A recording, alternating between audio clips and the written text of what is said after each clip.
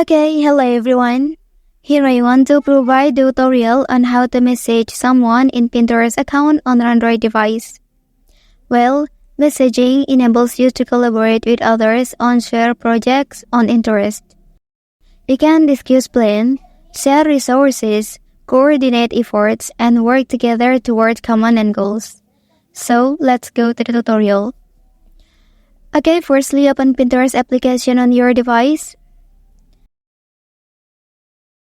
Okay, so in this main page, you can click this icon and select Message tab.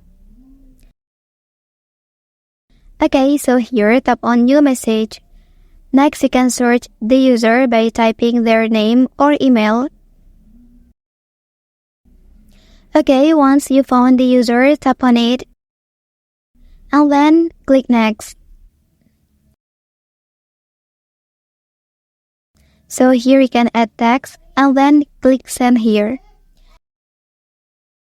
Okay, that's the tutorial on how to message someone in Pinterest account on an Android device. If you are helped by this video, don't forget to like and subscribe to get other information from this channel. Thank you.